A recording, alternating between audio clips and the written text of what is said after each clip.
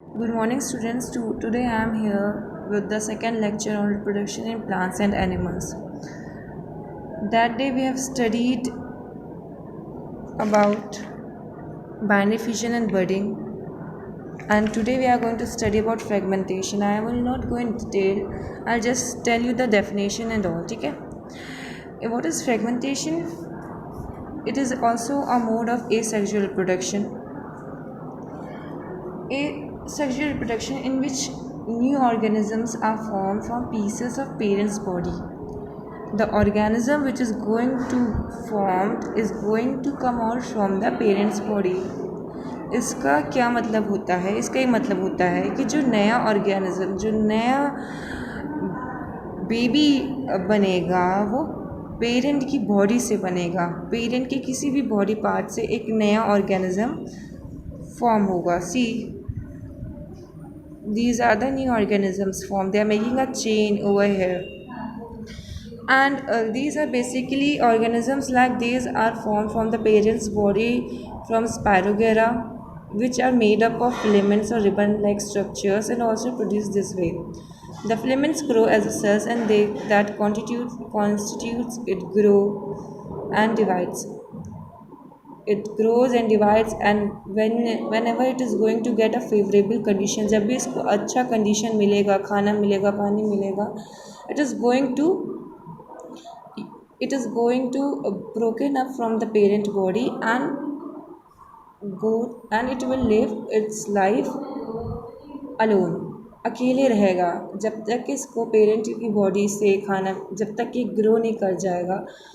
और जहाँ इसको फेवरेबल कंडीशन मिली तो ये अपने पेरेंट की बॉडी से अलग हो जाएगा और अपनी लाइफ इंडिविजुअली जिएगा. फिर रीजनरेशन क्या होता है? ये एक बहुत ही मॉडिफाइड फॉर्म है फ्रेगमेंटेशन का. फ्रेगमेंटेशन में पेरेंट की बॉडी से फॉर्म होते हैं, लेकिन ये रीजनरेशन जो है ये एक मॉडिफाइड फॉर्म है. Organism such as hydra, earthworm, starfish, ये क्या करते हैं? ये जो होते हैं, ये ऑर्गेनिजम्स जो होते हैं, ये न्यू वंस को, जो नए बेबीज़ होते हैं, उनको ये क्या करते हैं? ये अपने ब्रोकन बॉडी पार्ट से राइज करते हैं. ये अपने broken body part, these are organisms that can give rise to new ones from the broken body parts of the parent's body. ये अपने ब्रोकन पार्ट से न्यू वंस को प्रोड्यूस कर सकते हैं. They have the capacity of regeneration.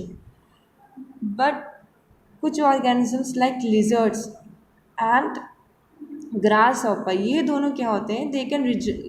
They will not produce living ones, they will not produce new one from the broken body part, but they can regenerate certain body parts जो कि टूट गया. जो टूटा हुआ बॉडी पार्ट है वो उसको ये क्या करते हैं? लिजर्ड्स और ग्रास हॉपर, जैसे लिजर्ड की टेल टूट जाती है तो वो फिर से ग्रो कर सकती है. लेकिन ये तो नहीं देखा नहीं कि अभी लिजर्ड की बॉडी से दूसरी लिजर्ड निकल रही है. No, this is not a fact. Then grasshopper का अगर पैर टूट जाए गलती से तो फिर क्या होता है? उसमें से एक new leg can come out. This is a regeneration.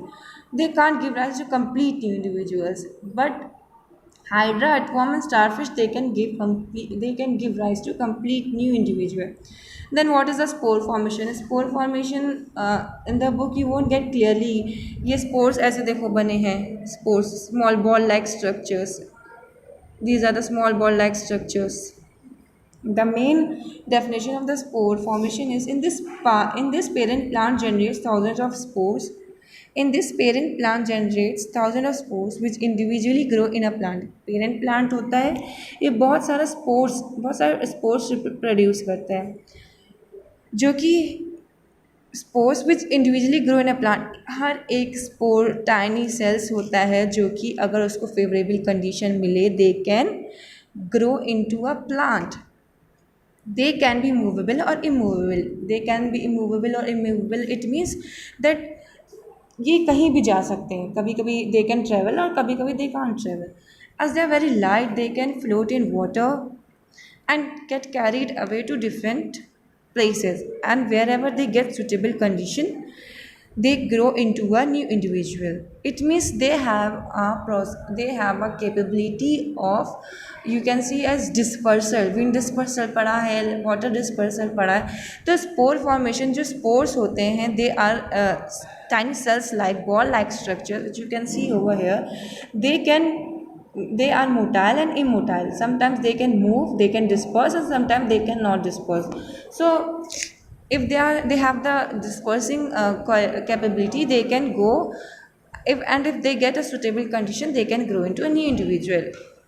अगर इन्हीं स्पोर्स को, ये जो आपको सर्कल्स दिख रहे हैं, ये अगर मोटाइल हैं और वह ऐसे कहीं जगह सेल्स होते हैं, इनमें ऐसी शक्ति होती है, कैपेबिलिटी होती है, क्षमता होती है कि अगर इनको कहीं भी फेवरेबल कंडीशन मिला तो they can give rise to a new individual. ठीक है, ये तो न्यू इंडिविजुअल्स होते हैं, they can grow into a new plant. अगर इनको सही अवेलेबिलिटी ऑफ फूड मिली, खाना मिला, राइट अमाउंट ऑफ मॉइस्चर मिला, तो ये एक नया प्लांट बना सकते हैं. ठीक है. Then vegetative propagation is in this asexual reproduction occurs in, this is a mode of asexual reproduction basically, where we are studying about asexual reproduction, in which plants grow from fragments of the parent plant. Vegetative propagation, fragments of the parent. ठीक है, they are going to develop from the fragments of the parent. और specialized reproductive structure. Specialized reproductive structures just you have seen potato, और उसमें से एक tuber type का निकल रहा होता है. You can see an eye coming out of tube. So these are the special reproductive structures through which the new one can develop. And then vegetative reproduction में अंडरग्राउंड स्टेम्स के साथ भी हो सकता है, एंड सब एरियल स्टेम्स के साथ भी हो सकता है, बाय लीव बर्ड्स भी हो सकता है. एडवांटेजेस और डिसएडवांटेजेस क्या, we will study in the next lecture. Today you just go through this and I am giving this, I have made a note so you can go see whatever is written. You can just, I'm giving you time to just study. This is a basic notes with the important points, so you can get its a screenshot so that you can easily learn it. And whatever problem you have, we will be solving it on Monday, because that is the doubt clearing class. Thank you class, and we'll study.